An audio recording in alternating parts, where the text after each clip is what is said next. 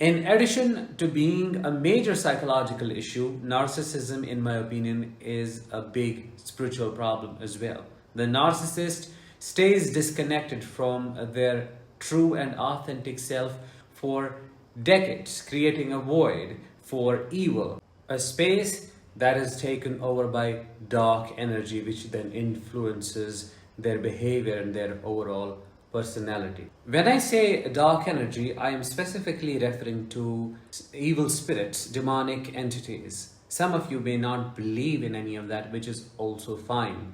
You may would like to understand this concept that I'm about to share with you in the context of multiple personality disorder or inner splitting, how the narcissist has these different inner evil splits that inform their decision-making process and control the various facets or aspects of their evil narcissistic personality. Hi, I am Danish, a narcissistic abuse recovery professional.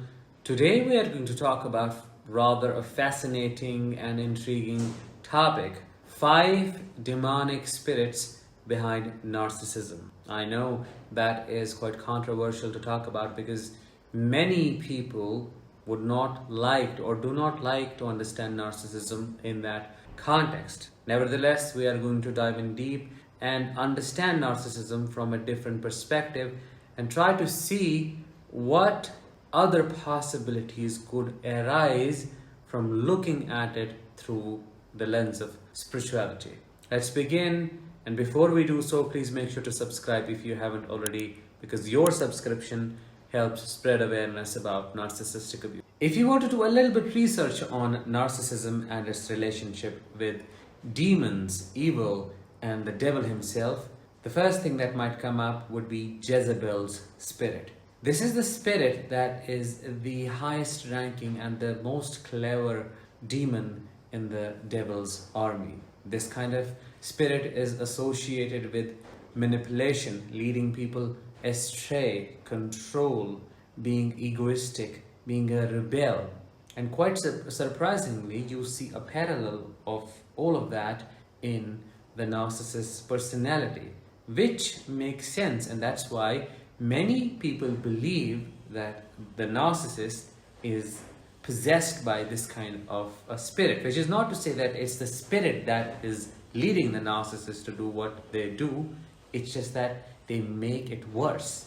As I said earlier, you have the liberty to think of this in the way you would like to. If you don't believe in demons and that kind of stuff, you can think of it as a narcissist's part, a part that drives them, a part they have always held space for, their shadow that has become their reality. But if you're someone who truly believes in Jezebel and other demons alike, then I would like you to know that the narcissist is definitely ruled by this kind of a demon. You also need to understand that the narcissist has their own agency, which is what they have given up on. They have completely closed themselves off to God, the universe, and given that place to this spirit. It is this Jezebel that manifests itself in different 5 forms and controls different 5 facets of the narcissist personality. Let's get started with the enchantress, which is the first one. The enchantress is a demonic spirit that encourages the narcissist's insatiable thirst and desire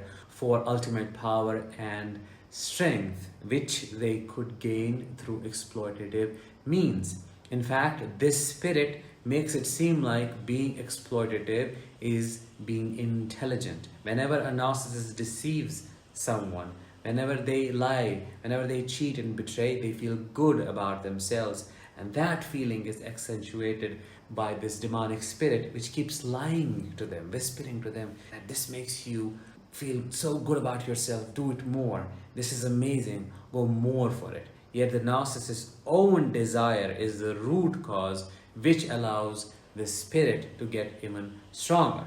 The second type of spirit the narcissist lets take over is the green-eyed monster. This type of spirit encourages taking revenge, being envious of others. It accentuates those feelings of greediness, jealousy for others, and ultimately dissatisfaction. Why does the narcissist chase new things? Why are they so obsessed with novelty? Well, their vessel has a hole in the bottom, which is why they can't be happy even after having everything one needs or one can possibly have to just be totally satisfied.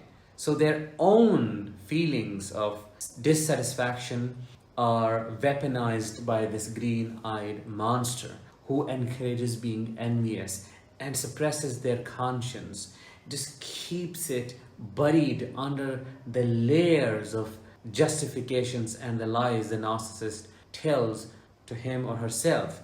The green-eyed monster makes it okay to be envious of other people's success. The spirit keeps lying to the narcissist about the things they are doing and chasing. For example, the greed, the want and desire for more. It's all done in the name of becoming really wealthy or hustling or something else, competing with invisible enemies or just being the best, because the narcissist goes by the principle of being the most powerful man in the room or being nothing. They have to be either everything or they are nothing. Who is telling them this? Who is feeding them all of this? The devil's advocate, the devil's minion. It's their own part. They have welcomed that in, and that is what runs and ultimately ruins their life. Spirit number 3. This is rather an interesting one. The fog of chaos. This spirit induces confusion and binds the narcissist with the harm they cause. They justify all the things, bad things they do to others. Narcissists are very aware of what they are doing and how their actions are impacting people in their life. They know what the consequences are, but they do not care. They are not moved by your tears. Yes, they do not have empathy. We know that from the psychological point of view, but from the spiritual point of view, it binds them with the harm, making them the living, breathing manifestation of harm. Harm and the narcissist become one. When that happens, the narcissist becomes purely evil because they stop recognizing what they are doing. In other words, they stop caring about the harm they're causing. They find it completely okay to cause pain, to exploit others, to betray, to cheat, to destroy, to wreak havoc, to do whatever they want to, and just find it completely fine to do as long as those things are not directly impacting them. The worst thing, they find it amusing. Where is that sadism coming from? Where is that joy coming from when they see you in pain? It is made worse by the presence of this fog of confusion. Spirit number 4, and the main part of their personality, the harsh, critical judge. This kind of spirit completely normalizes being grandiose, entitled, and making it seem like they are better than the rest. Basically, this spirit is constantly lying to the narcissist that you are amazing, you're great, you're better than the rest, while deceiving them without telling them actually how big of a harm they're causing to the narcissist's identity. Why? Because the narcissist stays stuck in that thought process of I am better, and that prevents them from truly connecting with others, which then leads to extreme loneliness. They never get to experience love. They never get to be vulnerable. They never get to connect with others at a heart-to-heart, at a deep level. This spirit lets them stay in this illusion of grandiosity, thinking they are better, only to realize that they are the worst of the worst later when the reality strikes them. They are their own enemy, and this is the real proof of it. They harbor this hatred towards others, and that is made worse by all of these different aspects, by all of that dark energy.